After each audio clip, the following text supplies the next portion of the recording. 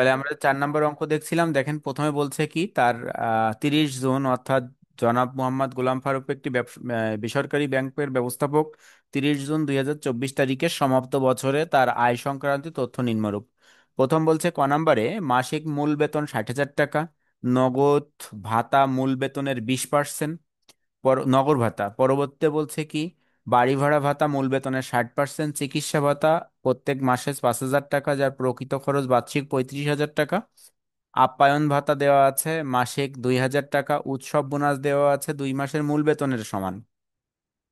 তিনি পূর্ণ সময় ব্যবহারের জন্য নিয়োগকর্তার নিকট হতে একটি গাড়ি পেয়েছেন। পরবর্তীতে বলছে তিনি মূল বেতনের 10% অনুমোদিত ভবিষ্যৎ তহবিলে জমা দেন। উক্ত তহবিলের সঞ্চিত অর্থের উপর এবছর 15% হারে 45,000 টাকা সুদ পেয়েছেন। তারপর বলছে তিনি এ বছর 20,000 টাকা ভ্রমণ ভাতা পেয়েছেন। পরবর্তীতে বলছে এবছর জনাব মোহাম্মদ গোলাম ফারুক এর বিনিয়োগ ও খরচ সমূহ নিম্নরূপ। দেখেন বিনিয়োগ অর্থাৎ যেটা, সেই খরচের মধ্যে কিন্তু বিনিয়োগ আছে। সব খরচে কিন্তু খরচ না, কিছু কিছু তার খরচটাও বিনিয়োগ হিসেবে রয়ে গেছে। সেটা কি আছে, তিনি এবছর 20,000 তার স্ত্রীর জীবন বীমা প্রিমিয়াম প্রদান করেছেন 70,000 টাকা। তারপর বলছে প্রাথমিক শেয়ার ক্রয় করেছেন 1 লাখ টাকার। তিনি বাংলাদেশ ফুটবল ফেডারেশনে দান করেছেন 20,000 টাকা। ডিপিএস এ মাসের কিস্তি প্রদান করেন অর্থাৎ প্রত্যেক মাসে কিস্তি প্রদান করেন কত টাকা, 7,500 টাকা। পরে বলছে উক্ত তথ্যের ভিত্তিতে জনাব মোহাম্মদ গোলাম ফারুকের মোট আয় ও কর দায় নির্ণয় করো। দেখেন মোট আয় আর কর দায়, আপনাকে যদি মোট আয় না নির্ণয় করতে বলতো, শুধুমাত্র কর দায় করতে বলতো, তাহলেও আপনাকে মোট আয় করতে হতো আর কর রেয়াতযোগ্য বিনিয়োগ ভাতা করতে হতো যদি বিনিয়োগ ভাতার কোনো এন্ট্রি থেকে থাকতো। তাহলে এই অংশে দেখেন বিনিয়োগ ভাতার এন্ট্রি আছে, কারণ আপনি এই টাকাগুলোকে সে কি করেছে, বিনিয়োগ করেছে বিভিন্ন জায়গায়। তাহলে বিনিয়োগের ভিতরে তার কি কি আছে, বেশ কিছু জিনিস আছে, কিন্তু সবকিছু আবার বিনিয়োগের ক্ষেত্রে কর রেয়াতযোগ্য না, এটা আমাকে মাথায় রাখতে হবে। তাহলে বিনিয়োগের ক্ষেত্রে যে সকল কর রেয়াতযোগ্য বিনিয়োগ আছে, আমরা উপরে একটা চার্ট আমাদের ছিল সূত্রের মধ্যে, সেখানে আমরা দেখতে পাইছিলাম। কিন্তু আমরা যদি এখন দেখতে চাই, এবং একটা জিনিস খেয়াল করতে হবে, দেখেন আমাদের এখানে যাতায়াত ভাতা আছে। দেখেন একটা, এই যাতায়াত ভাতা কিন্তু আপনি দুইভাবে ধরতে পারেন, একটা টোটাল অফিসের জন্য, আবার অফিসের বাইরের। তাহলে এই ধরনের বিষয় যদি আপনি এই অংশটাকে আপনি এই বছর ব্যবহারের জন্য অর্থাৎ অফিসের প্রয়োজনে হয়ে থাকে তাহলে সম্পূর্ণ অকরধার্য। কিন্তু যদি মনে করেন যেটা ব্যক্তিগত কাজে, তাহলে সেটা আবার আপনাকে কি করতে হবে, সম্পূর্ণ করধার্য। ঠিক আছে।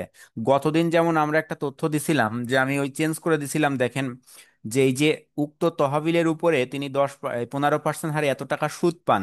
যেমন গত এই যে আমরা বইটা পাইছি, এর আগের বইতে এই সুদটা সরাসরি আমাদের কর ধার্যের ভিতরে যেত, কিন্তু এখন এসে ওই অংশটা আবার কর ধার্যের মধ্যে যাচ্ছে না, ওখানে আবার 33%-এর একটা শর্ত আছে। তাহলে বিষয়টা এভাবে আপনাকে বিবেচনা করতে হবে। তাহলে দেখেন আমরা যদি প্রথম থেকে দেখতে চাই, আমরা অঙ্কটা কি কি দেখলাম। অঙ্কটা একজন বেসরকারি ব্যাংক ব্যবস্থাপকের, পরবর্তী অঙ্কে কিছু শর্ত দেওয়া আছে, আবার কিছু বিনিয়োগদার দেওয়া আছে, আয় আছে বিনিয়োগ আছে, এবং আয় বিনিয়োগের থেকে আমাকে কর দায় পর্যন্ত নির্ণয় করতে হবে। তাহলে প্রথম অবস্থায় দেখেন জনাব মোহাম্মদ গোলাম ফারুক আহ, বেসরকারি কর্মজীবী বা চাকরিজীবী। 3 নাম্বার আমার এখানে যদি দেওয়া থাকতো তাহলে লিখতাম এই ছক অনুযায়ী, আমরা যেটা আমাদের এখানে প্রয়োজন সেটা লিখলাম। চাকরি হতে মোটায় খেয়াল করবেন, প্রথম আমাদের কি আছে, মাসিক মূল বেতন কত টাকা, 60,000 টাকা। দেখেন তো 60,000 টাকা যে তার মাসিক মূল বেতন, তাহলে 60,000 × 12, আমরা প্রথমটা ক্যালকুলেশন করলাম, 60,000 × 12 কত টাকা, 7,20,000 টাকা। পরবর্তীতে বলছিল নগর ভাতা মূল বেতনের 20%, তার মূল বেতন ছিল 7,50,20,000 টাকা, তার উপরে 20% কাটলে হয়েছে 1,44,000 টাকা। তাহলে এটা স্যার কি ছিল, নগর ভাতা। পরবর্তীতে বলছে বাড়ি ভাড়া ভাতা মূল বেতনের 60%, বাড়ি ভাড়া ভাতা 7,20,000 টাকার উপরে 60%, চার 4,32,000 টাকা। তাহলে এই তিনটে এন্ট্রি আমরা এখানে পাইছিলাম। দেখেন তো 3 নাম্বার এন্ট্রির পরবর্তীতে আমাদের কি আছে, 4 নাম্বার যে অংশে আছে বাড়ি ভাড়া ভাতার পরে আছে কি চিকিৎসা ভাতা প্রত্যেক মাসে 5,000 টাকা, প্রকৃত খরচের কোনো কিছু এখানে প্রয়োজন নাই। তাহলে আমরা এখানে চিকিৎসা ভাতা মাসে কত টাকা করে পাচ্ছে সে, 5,000 টাকা করে পাচ্ছে। দেখেন চিকিৎসা ভাতা 5,000 × 12, 60,000 টাকা। পরবর্তীতে কি বলছে, উৎসব বোনাস, উৎসব বোনাস দুইটি মূল বেতনের সমান, 2 মাসের মূল বেতনের সমান। আমাদের মূল বেতন কত টাকা করে ছিল? 60,000 টাকা করে ছিল। তাহলে আমাদের যে উৎসব বোনাস, দেখেন এই যে আপ্যায়ন হ্যাঁ। আপ্যায়ন ভাতা থাইকে গেছে। ও আচ্ছা, আপ্যায়ন ভাতা। আচ্ছা আচ্ছা আচ্ছা, ঠিক আছে, হ্যাঁ। আপ্যায়ন ভাতা বলছে মাসে 2,000 টাকা। তাহলে এই দেখেন আপ্যায়ন ভাতাটা 2,000 টাকা, 2,000 গুণ 12, 24,000 টাকা। পরবর্তীতে বলছে উৎসব বোনাস 2 মাসের মূল বেতনের সমান। তাহলে উৎসব বোনাস আমাদের 60,000 টাকা করে প্রত্যেক মাসের বেতন ছিল। তাহলে 60,000 গুণ 2, 1,20,000 টাকা। এর পরবর্তীতে আমাকে কি বলছে? তিনি পূর্ণ সময়ে ব্যবহারের জন্য নিয়োগকর্তার নিকট হতে একটি গাড়ি পেয়েছেন। তাহলে গাড়ির এখানে সিসি উল্লেখ নাই, তাহলে আমি সর্বনিম্ন অর্থাৎ 2,500 বিবেচনা করব। তাহলে 2,500 যদি বিবেচনা করি, যানবাহন সুবিধা হিসেবে আমি কত টাকা পাবো? 1,20,000 টাকা, 10,000 টাকা হিসাবে। আর যদি 2 লাখ ভাইয়া, হ্যাঁ বলেন। এই উৎসব ভাতা এটা একটু বুঝি নাই। উৎসব ভাতা না, উৎসব বোনাস। দেখেন এই যে উৎসব বোনাস দেওয়া বোনাস, আছে হ্যাঁ। 2 মাসের মূল বেতনের সমান। তার মানে 2টা মাসের যে মূল বেতন, আমার প্রত্যেক মাসের মূল বেতন কত করে? 1 মাসের মূল বেতন কত? 60,000 টাকা না? বুঝলেন? তাহলে দুই 60,000 টাকা 2 মাসের মূল বেতন বলছে। তাহলে আমার 60,000 টাকা করে 2 মাস, তাই 6 × 2 = 12, 1,20,000 টাকা। ঠিক আছে। আচ্ছা, ঠিক আছে। আচ্ছা, আবার এখানে কিছু কিছু ক্ষেত্রে ওই যে গতদিন একটা অঙ্ক করাইছিলাম, যেখানে বেতনটা বছরে হিসাব করে দেওয়া ছিল, তখন কি করতাম? 12 দিয়ে ভাগ করতাম, 2 দিয়ে গুণ করতাম, ওই গতদিন যেমন আমাদের অঙ্কটা ছিল। পরবর্তীতে দেখেন আমাদের বলছে এই যে তিনি গাড়ি যানবাহন সুবিধা পর্যন্ত গেছে। এবার যানবাহন সুবিধার পরবর্তীতে এসে আমাদের কি বলছে দেখেন, তিনি মূল বেতনের 10% অনুমোদিত ভবিষ্যৎ তহবিলে জমা দেন। তাহলে বলছিলাম যে আমার 10% অনুমোদিত ভবিষ্যৎ তহবিলে জমা দেন এবং উক্ত তহবিলে সঞ্চিত অর্থের উপর এবছর 15% হারে 45,000 টাকা সুদ পেয়েছেন। তিনি মূল বেতনের এই যে 10% অনুমোদিত ভবিষ্যৎ তহবিলে জমা করছেন, এই জমা করার সাথে সাথে তার অংশ অর্থাৎ এই যে নিয়োগকর্তা, আমার যে নিয়োগকর্তা আছে, এই জায়গায় আরেকটু এক্সট্রা লেখা থাকার কথা ছিল, কিন্তু সেই লেখাটা নেই, যে নিয়োগকর্তাও আরো 10% দান করে। ঠিক আছে, এই জায়গাটা লেখা থাকার কথা ছিল। তাই দেখেন শুধুমাত্র আমরা জানি যে আমাদের যে অনুমোদিত ভবিষ্যৎ তহবিলের মধ্যে আসেন নিয়োগকর্তার দানটুকু। এখানে নিয়োগকর্তা কর্মী দুইজনই আমার কত করে দান করছে? 10% করে। এখানে একটু লেখাই কিন্তু ঝামেলা আছে। তাহলে দেখেন এই জায়গায় যে অংশটা আছে, তাহলে নিয়োগকর্তার অংশটুকু আমাদের আসছে। আমাদের মোট বেতন ছিল 7,20,000 টাকা বছরের। এই 7,20,000 টাকার 10% নিয়োগকর্তার অংশটুকু 72,000 টাকা। এই 72,000 টাকা আমার আসছে। পরবর্তীতে দেখেন প্রভিডেন্ট ফান্ডের সুদ, এর থেকে আমরা সুদ পাইছিলাম 15% হারে কত টাকা? 45,000 টাকা। কিন্তু এই 45,000 টাকা আমার এই বছরে, অর্থাৎ এই যে আমরা গত অর্থ বছর পার করে আসলাম 24-25, আমরা কিন্তু অর্থ বছর আরেকটায় চলে আসছি। বর্তমান অর্থ বছর কত বলেন তো? 25-26। 25-26 চলে আসছে কিন্তু। তাহলে আমাদের গত অর্থ বছর পর্যন্ত, গত অর্থ বছরের প্রথম অংশে যে যে সূত্র ছিল, সেই শর্ত অনুযায়ী এই যে ফান্ডের সুদ সরাসরি আমার কর ধার্যের মধ্যে যেত। কিন্তু এই মুহূর্তে আর কর ধার্যে যাবে না। এই জায়গাটা খেয়াল করতে হবে। দেখেন আমরা একটু যাতায়াত ভাতাকে আবার একটু দেখে নিই। এই জায়গায় দেখেন একটা যাতায়াত ভাতার অংশ দেওয়া আছে এর মধ্যে এসে। বলছে এর পরবর্তী এসে বলছে তিনি এই ভ্রমণ ভাতা পেয়েছেন। তিনি এবছর 20,000 টাকা ভ্রমণ ভাতা পেয়েছেন। এই 20,000 ভ্রমণ ভাতাকে আপনি যদি মনে করেন, এখানে কিছু বলা নেই অফিসের প্রয়োজনে কি অফিসের বাইরে, আপনি যদি মনে করেন এটা অফিসের প্রয়োজনে, তাহলে সম্পূর্ণ অকরধার্য। আর যদি মনে করেন যে নিজে প্রয়োজনে, তাহলে সেটা সম্পূর্ণ করধার্য। বিষয়টা বুঝলেন? তাহলে অফিসের প্রয়োজন বললে সম্পূর্ণ অকরধার্য। আর অফিসের প্রয়োজন যদি আপনি না মনে করেন, তাহলে মনে করতে হবে সম্পূর্ণ করধার্য। এখানে কিছু বলা নেই। তাহলে না বলা থাকলে আমার অফিসের প্রয়োজনে বিবেচনা করা ভালো। যদি নাও বিবেচনা করতেন, আপনি টিকা দিয়ে দিতে পারতেন, যেটা আমি কি বিবেচনা করছি, নিজ প্রয়োজনে বিবেচনা করছি, কিন্তু আমরা অফিসের প্রয়োজনে বিবেচনা করে অঙ্কটা করা ভালো। তাই দেখেন আমরা এখন অফিসের প্রয়োজনে যদি বিবেচনা করি, এই যাতায়াত ভাতা সম্পূর্ণ অকরধার্য কত টাকা? 20,000। আর আমাদের কাছে সম্পূর্ণ অকরধার্য, সম্পূর্ণ এই জায়গাটা একটু 20,000 টাকা হবে, এই জায়গাটায় 12,000 টাকা লেখা আছে। 20,000। এখন দেখেন এই যে যাতায়াত ভাতার অংশটুকু আমার চলে গেল।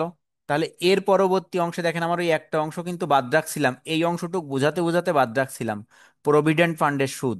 এটা চেষ্টা করবেন সকল ক্যালকুলেশনের পর, মানে এই যে আপনার চাকরি হতে মোট আয় আসবে, এই মোট আয়ের আমার কি আর কোনো এন্ট্রি বাকি আছে? আমাদের এন্ট্রি কয়টা একটু দেখছি আমরা।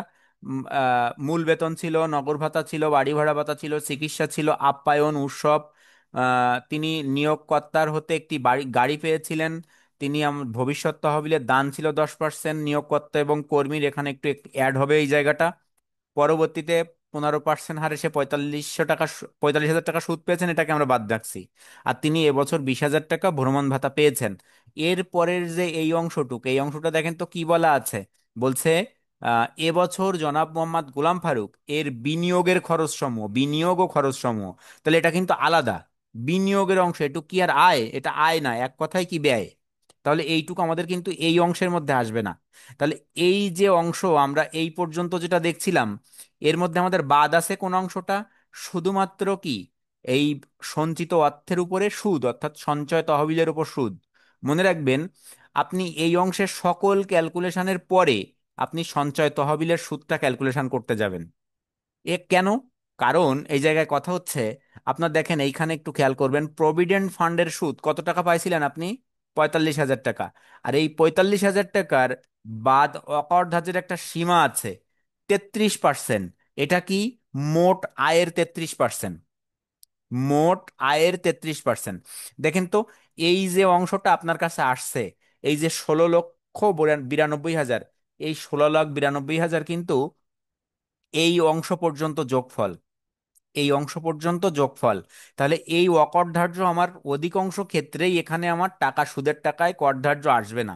অধিকাংশ ক্ষেত্রেই আপনার অকরধার্য হবে। তাই দেখেন এখানে প্রভিডেন্ট ফান্ডে আমি সুদ পাইছিলাম 45,000 টাকা, কিন্তু আমি যদি আমার এই সত্য অনুযায়ী ক্যালকুলেশন করতে চাই, তাহলে সেটা কি হবে? আমার যে মোট আয় হবে, সেই মোট আয়ের 33% পর্যন্ত আমি অকরধার্য সুবিধা পাবো। বিষয়টা কি বুঝতে পারছেন?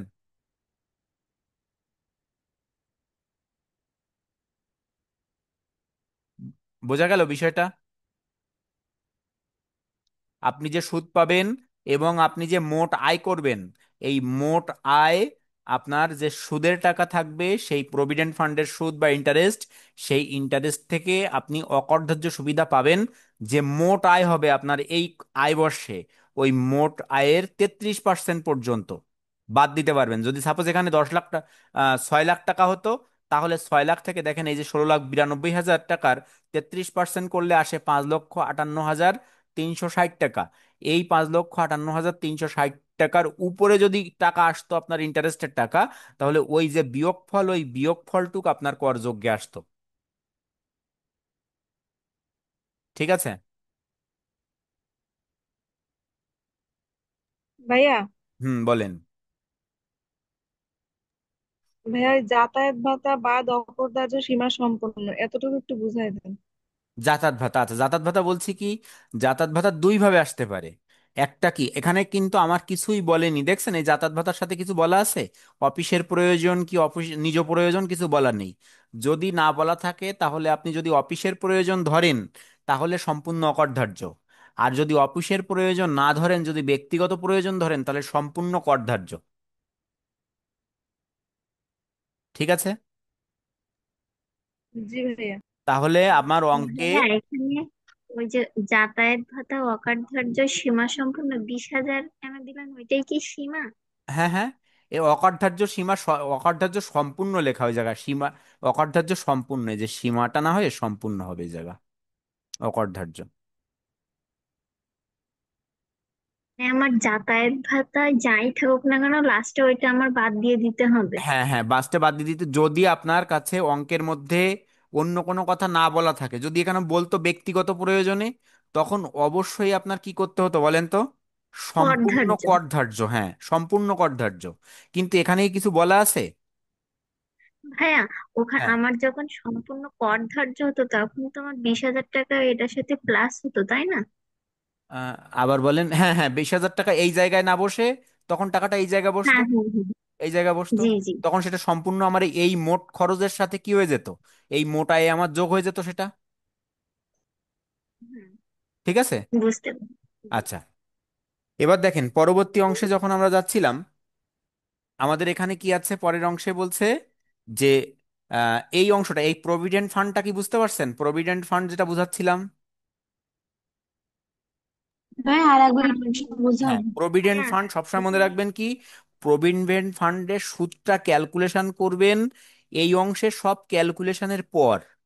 আমি দেখেন এটা কিন্তু আগে লিখছি একটাই কারণে, এই যে অকরধার্য সম্পূর্ণ হয়ে গেছে বলে এই 20,000 টাকা আমার এই অঙ্কে কি কোথাও কোনো প্রভাব পড়বে এই এই জায়গায় আর এই ক্যালকুলেশনে? এই ক্যালকুলেশনে কিন্তু কোনো প্রভাব পড়বে না। এই কারণে কিন্তু আমি এই জায়গায় এটা পরে লিখতে পারছি। কিন্তু যদি আপনার ক্যালকুলেশনে প্রভাব পড়তো তাহলে কি আপনি এটাকে নিচে লিখতে পারতেন? পারতেন না, কিন্তু উপরে লিখতেন। আর যদিও লিখতেন তাও হ্যাঁ, এটা, হ্যাঁ, হ্যাঁ, এটাই বলতে চাচ্ছিলাম। হ্যাঁ, আর এটা যদি ক্যালকুলেশন করার সময় আপনাকে ওইটা বিবেচনা করে করতে হতো। ঠিক আছে, যদি আপনি এটা আগে পরে করতে পারবেন কোনো সমস্যা নেই, কিন্তু এই অংশটা আপনি ক্যালকুলেশনটা কখন করবেন? সবার শেষে, সব ক্যালকুলেশন করার পর। বুঝতে পারছেন এই 33%টা? ঠিক আছে। আচ্ছা, এবার দেখেন তাহলে এই 33%-এর এই যে 16,92,000 টাকা কোথা থেকে আসছে আমার? 16,92,000 টাকা আসছে এই টোটাল যে আমার যে আয় ছিল, এই আয়ের যোগফল থেকে, অর্থাৎ মোট আয় থেকে। 16,92,000 টাকা। তাহলে 16,92,000 টাকার কত পার্সেন্ট? 33%। তাহলে এই 33% করলে এত হয়। তাহলে অকরধার্য বাদ অকরধার্য আমার কিন্তু এই টাকা ছোট, এই টাকা বড়। তাহলে আমার এখানে অকরধার্যের কোনো তথ্য নাই, আমার সম্পূর্ণ যে অংশটা আছে এখানে কিছুই আসলো না। তাহলে এই অংশে আমার কত আসলো? 16,92,000 টাকা আমার মোট আয় আসছে। মোট আয় থেকে আমার করধার্যের সীমা আছে, করধার্যের সীমা কি বাদ? আমার আয় বর্ষের নির্দিষ্ট অর্থ 4,45,50,000 টাকা। আর চাকরি হতে মোট আয়ের 1/3 অংশ, তাহলে 16,92,000-এর 1/3 অংশ ক্যালকুলেশন করলে 5,54,000, 64,000 টাকা আসে। তাহলে এখানে আসবে কোনটা আমার? দেখেন তো, আমরা আগের যে দুইটা অঙ্ক করছি সব কি এই নিচেরটা আসছিল না? অর্থাৎ মোট আয়ের 1/3 অংশটা। কিন্তু এবার কি আসছে? এবার আসছে কিন্তু ওই হ্যাঁ ভাই। সর্বোচ্চ সীমাটা 4,45,000 টাকা। তাহলে সরি, 4,50,000 টাকা। তাহলে দেখেন এখানে সেই 4,50,000 টাকা আসছে। তাহলে এখান থেকে আমার কি বাদ সম্পর্ক, এই যে বাদ অকর্ধার্য সীমা, ক্যালকুলেশন করে আসছে কত তাহলে? 12,42,000 টাকা। বুঝতে পারছেন প্রথম পার্টটা?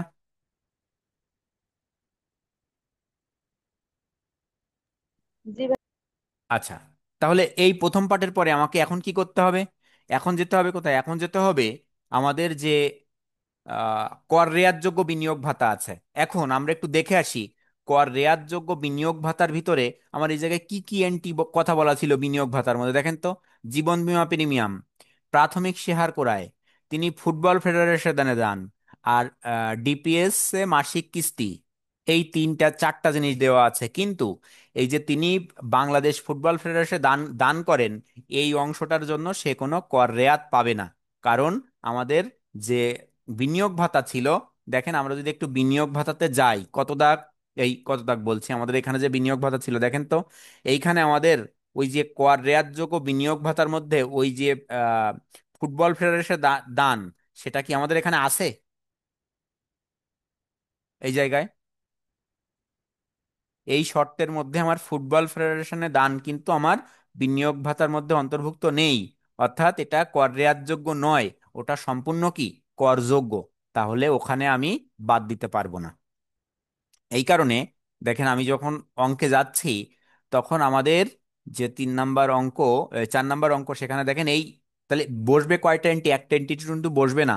তিনি বাংলাদেশ ফুটবল ফেডারেশনে দান করেন 20,000 টাকা, এটা বসবে না। তাহলে বসবে কি কি? 70,000 টাকা জীবন বীমা প্রিমিয়াম তার স্ত্রীর, প্রাথমিক শেয়ার ক্রয় 1 লাখ, আর প্রত্যেক মাসের ডিপিএস এর যে জমা দিয়েছিল সে 7,500 টাকা, এটার 12 গুণ করে। দেখেন সেটা অংশ এইখানে আসছে, এই যে কর রেয়াতযোগ্য বিনিয়োগ ভাতা নির্ণয়, জীবন বীমা প্রিমিয়াম প্রদান করেছে 70,000 টাকা, প্রাথমিক শেয়ার ক্রয় করেছে 1 লাখ টাকা, ডিপিএস এ দান করেছে প্রত্যেক মাসে 750 গুণ 12 এবছর। দান কত? মোট দান কত? 90,000 টাকা। এইখানে একটা শর্ত দেওয়া আছে, এ সর্বোচ্চ ওই ব্যক্তি কত টাকা দান করতে পারবে? 1,20,000 টাকা আপনার এইখানে দান করতে পারবে। সর্বোচ্চ অথবা সর্বোচ্চ কত টাকা দান করতে পারবে? 1,20,000 টাকা পর্যন্ত সে কর রেয়াত পাবে। যদি 1,20,000-এর উপরে হয়ে যায় তাহলে তাকে কিন্তু কর দেয়া লাগবে। ভাইয়া এটাও কি আমাদের লেখা লাগবে? কোনটা? এই যে সর্বোচ্চ এক লাখ বিশ হ্যাঁ, হ্যাঁ, হাজার হ্যাঁ, টাকা এই অংশটুকু আপনাকে এই জায়গায় লিখে দেয়া লাগবে। তাহলে দেখেন সে 90,000 টাকার যে অংশটা ছিল,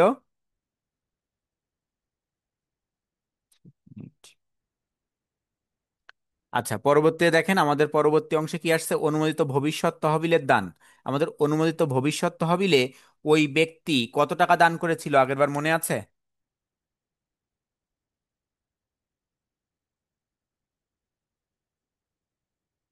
ভবিষ্যৎ তহবিলে কত টাকা দান করেছিল?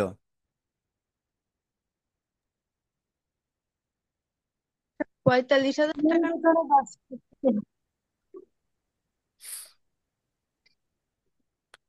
মূল আচ্ছা, বেতনের 10%। দেখেন এই যে মূল বেতনের সে 10% দান করেছিল, কই যে এই যে দেখেন 72,000 টাকা।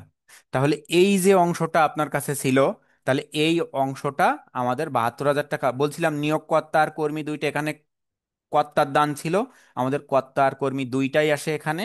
তাই দেখেন কর্তা আর কর্মী এখানে আসছে দুইটাই।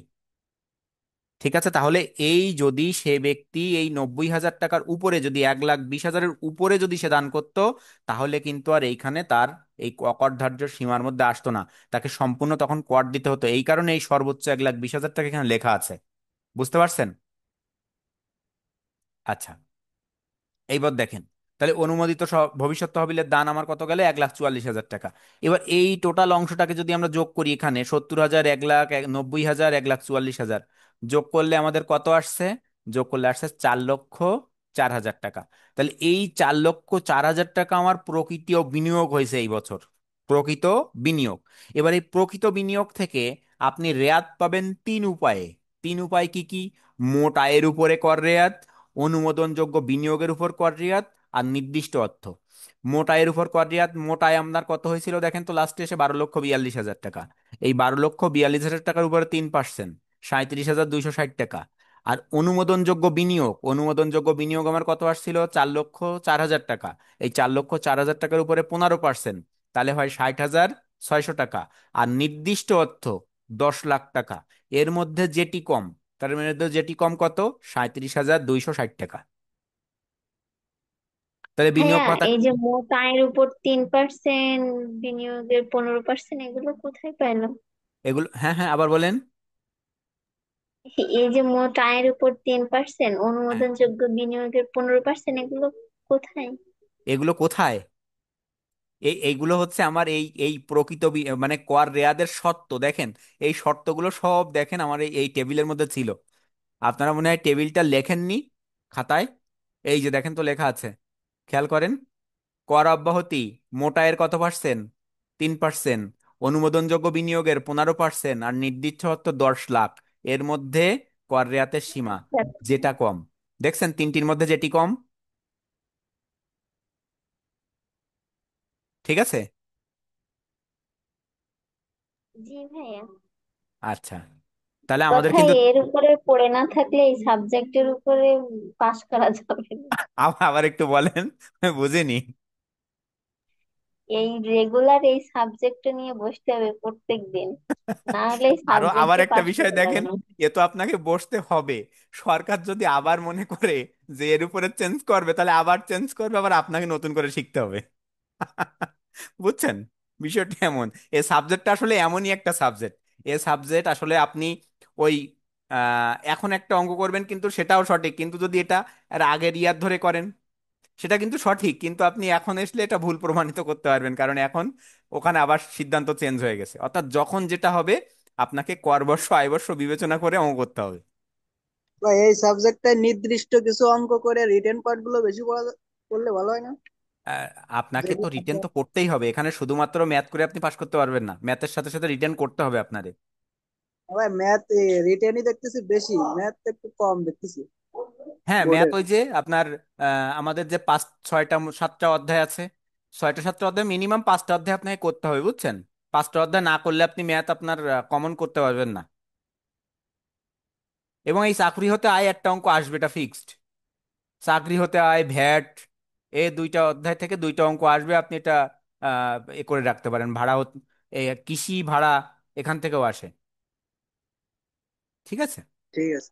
আচ্ছা, হ্যাঁ। সমস্যা হবে না। দেখেন আজকে নতুন পাচ্ছেন তো এই কর রেয়াত যোগ্য, এই কারণে আমার মনে হচ্ছে অঙ্ক কঠিন না। একটু দেখতে থাকেন, কঠিন মনে হবে না যাই হোক, আমরা কোন পর্যন্ত ছিলাম জানি, 2 দাগ। চার দাগে ছিলাম। দেখেন এইখানে তাহলে আমরা এখানে কি করছিলাম, কর রেয়াতযোগ্য বিনিয়োগের মধ্যে আমরা এই কয়টা পাইলাম, তাহলে এই তিনটার মধ্যে আমাদের কি জেটি কম। তাহলে জেটি কম আমাদের কত আসছে, 37,260 টাকা। দেখেন 37,260, অঙ্ক কিন্তু ক্লোজ হয়ে গেছে। এই পর্যন্ত কি ছিল, কর রেয়াতযোগ্য বিনিয়োগ ভাতা। আচ্ছা দেখেন, আপনাকে এরকম বলা হচ্ছে, আপনি এই বছর এই অঙ্কটা দিয়ে যদি বলি, এবছর আপনি 12,42,000 টাকা আয় করেছেন, এবং 12,42,000 টাকা আয় করার পর আপনি যে আয়কর দিবেন, সেই আয়করের জন্য আপনি 37,260 টাকা কর রেয়াত পাচ্ছেন, অর্থাৎ এই টাকাটা আপনার কর দেওয়া লাগবে না। তাহলে ওই অংশটা দেখেন এবার কিভাবে আসছে। আপনার মোট আয় কত ছিল এই বছর, 12,42,000 টাকা। এই 12,42,000 টাকার উপর আমি করকে কিভাবে হিসাব করি, দেখেন এবার এই কর দায়। কর দায় দেখেন, প্রথম কর দায়ের একটা স্টেপ ছিল, সেই স্টেপটা আমরা একটু যদি দেখতে চাই, দেখেন তো কর দায়ের স্টেপটা এই যে এইখানে আছে, একটু খেয়াল করেন তো। বলছে ন্যূনতম করের পরিমাণ কোনোভাবেই 3,000 টাকার কম হবে না। এক্ষেত্রে মনে রাখতে হবে যে ঢাকা ও চট্টগ্রাম সিটি কর্পোরেশন এলাকায় বসবাস করলে ন্যূনতম কর হবে 5,000 টাকা। ঢাকা চট্টগ্রাম সিটি কর্পোরেশন ব্যতীত অন্য সিটি কর্পোরেশনে বসবাস করলে ন্যূনতম কর হবে 4,000 টাকা। আর কোনো সিটি কর্পোরেশন সে বসবাস যদি না করে, অন্য এলাকায় বসবাস করলে তাকে সর্বনিম্ন কর 3,000 টাকা দিতেই হবে। তার মানে আপনি যদি খুলনা শহরের বাসিন্দা হন, তাহলে আপনাকে কত টাকা কর দিতে হবে বলেন তো।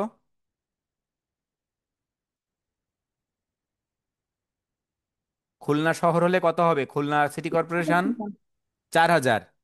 খুলনা সিটি কর্পোরেশন বাদ দিয়ে ঢাকা চট্টগ্রাম হলে কত দিতে হতো, 5,000। আর যদি আপনি কোনো ইউনিয়নের হন, ধরে নেন সাতক্ষীরা, বাগেরহাট, চট যশোর, এরকম কোনো জায়গার যদি হন, তাহলে আপনাকে কত দিতে হবে, 3,000 টাকা, তো সর্বনিম্ন। এবং দেখেন পুরুষ করদাতা 3,50,000, এবছর আবার বাড়াইছে, এবছর আবার ওটা দেখতে হবে। পুরুষ করদাতা নতুন বই আসলে পাওয়া যাবে। পুরুষ করদাতা 3,50,000, মহিলা ও বয়স্ক 65,000-এর ঊর্ধ্বে 4 লাখ, প্রতিবন্ধীর ক্ষেত্রে 4,75,000, আর মুক্তিযোদ্ধার ক্ষেত্রে 5 লাখ। এই টাকা আয় হলে তাকে কোনো কর দেওয়া লাগবে না। তাহলে আমরা যে অঙ্কটা করছিলাম, ইনি একজন পুরুষ করদাতা, তার বয়স আবার 65-র ঊর্ধ্বে না, তাহলে সে পুরুষ করদাতা। তার কর রেয়াত, তার কর দায় কত পার্সেন্ট পর্যন্ত শূন্য থাকবে, 3,50,000 টাকা পর্যন্ত তাকে কোনো কর দিতে হবে না। কিন্তু ওই ব্যক্তি কত টাকা ইনকাম করেছিল এই বছর মোট আয়, 12 লাখ কত, 42,000 টাকা। তাহলে এখন দেখেন এবার কি হচ্ছে। প্রথম মোট আয়ের প্রথম 3,50,000 টাকার উপরে 0% ইন্টারেস্ট, 0 টাকা। এবার ওই মোট কত লাখ টাকা, আমার 12,42,000, 12,42,000 টাকা 3,50,000 বাদ দেন, দিয়ে আবার 1 লাখ, পরবর্তী 1 লাখের উপরে সে পাবে 5%, 5,000 টাকা। এবার তাহলে 3,50,000, আরো 1,50,000, 1 লাখ গেল, তাহলে 4,50,000। এবার 4,50,000-এর পরে এখনো কিন্তু তার টাকা আছে মোট আয়, পরবর্তী 4 লাখের উপরে সে পাবে 10%, 40,000 টাকা। তাহলে এই দেখেন মোট 12,50,000, এই 12,44,000, কত ছিল, 12,42,000 টাকা থেকে আপনি ক্যালকুলেটর নেন কেউ একজন। দেখেন 12,42,000 থেকে প্রথম 3,50,000 বাদ দিলাম, দিলে যেটা থাকলো তার থেকে আবার 1 লাখ বাদ দিলাম, তার থেকে আবার 4 লাখ বাদ দিলাম, বাদ দিলে দেখেন অবশিষ্ট থাকে 3,95,000, 92,000 টাকা। তাহলে 3,92,000 টাকার উপরে সে ট্যাক্স দেবে 15%। তাহলে 15% দিলে হয় 58,800 টাকা। এই 58,800 টাকা তার মোট কর। এই টোটাল অংশটা মিলে হচ্ছে মোট কর 1,03,800 টাকা। এই 1,03,800 টাকায় সে কর রেয়াত পাবে এই 37,260 টাকার। তাহলে দেখেন বিনিয়োগ ভাতার উপরে কর রেয়াত 37,260, তাহলে হয়েছে কত, 66,540 টাকা। এই 66,540 টাকা তার নিট প্রদেয় কর। প্রশ্ন আছে, প্রশ্ন করেন।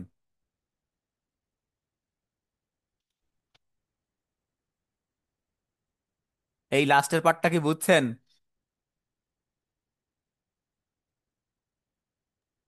জি ভাইয়া আরেকবার বুঝছি কিন্তু। আচ্ছা, আরেকবার একটু বলো তাহলে। এই জায়গায় আরেকটু কথা আছে, দেখেন আমি একটু উপরের সূত্রটাতে একটু যাই। দেখেন এইখানে কিন্তু এইভাবে ছিল, এই জায়গাটা দেখেন তো কিভাবে দেয়া ছিল। প্রথম দ্বিতীয় তৃতীয়, অর্থাৎ প্রথম 3,50,000, 0%, পরবর্তী 1 লাখ 5%, পরবর্তী 4 লাখ 10%, পরবর্তী 5 লাখ। দেখেন আমার কিন্তু এই পর্যন্ত আসা লাগেনি, 20%, 25% পর্যন্ত আমার তার টাকা এর মধ্যে শেষ হয়ে গেছে। এই 4 লাখের পরে এই চতুর্থ স্টেপে এসে আমার এইখানে শেষ হয়ে গেছে, তাই কিন্তু আমি 15%-এ থেমে গেছি, আমার কিন্তু আর আশা লাগেনি। হ্যাঁ, এবার বলেন কি প্রশ্ন করছিলেন।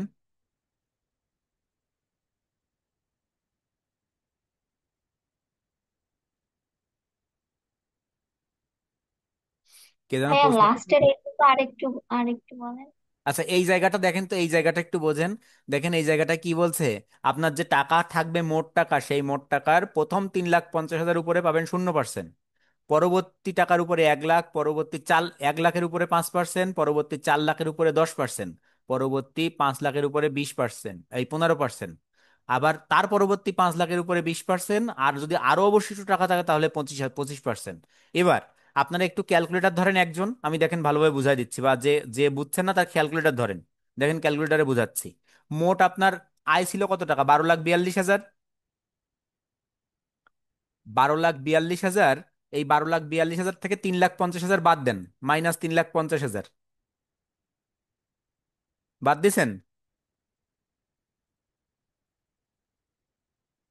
বাদ দিলে থাকে কত?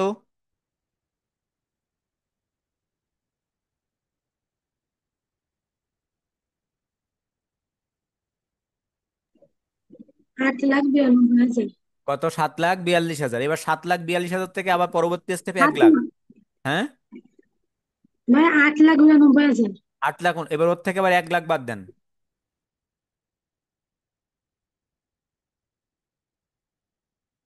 তার থেকে পরবর্তী সীমা 4 লাখ, পরবর্তী 4 লাখ বাদ দেন। দেওয়ার পরে দেখেন অবশিষ্ট থাকে 3,92,000। কিন্তু আমার এইখানে ছিল 5 লাখ, তাহলে 3,92,000 উপরে যাচ্ছে না আমার, তাই এখানে 3,92,000 রেখে দিয়েছি। দিয়ে দেখেন এই পার্সেন্টেজ কয়টা কেটে ক্যালকুলেশন করছি। বুঝতে পারছেন? জি ভাই। আচ্ছা, তাহলে এবার সেখান থেকে ক্যালকুলেশন করে মোট হয়েছে আমার 1,03,500। এখানে যদি তাহলে 3 লাখ, আরো যদি বেশি হতো, 5 লাখের উপরে যেত, তাহলে আমি কি করতাম, এখানে 5 লাখ রাখতাম, পরবর্তী স্টেপে আবার চলে আসতাম, এসে ওই অবশিষ্টটা তাহলে তারপরে 20% চলে আসতো মনে হয়, পার্সেন্টেজ অনুযায়ী। তাহলে মোটামুটি এই যে অঙ্কটা আমরা করলাম, এই অঙ্কটা আপনারা বাসায় খুব ভালোভাবে দেখবেন, আর এই অঙ্কটা আবার করবেন নিজেরা সুন্দর করে। ঠিক আছে, তাহলে আজকে এ পর্যন্ত। ভালো থাকবেন আপনারা। আমরা আগামী ক্লাসে আবার পরবর্তী কোনো অঙ্ক নিয়ে চলে আসবো। ঠিক আছে, ধন্যবাদ আপনাদেরকে।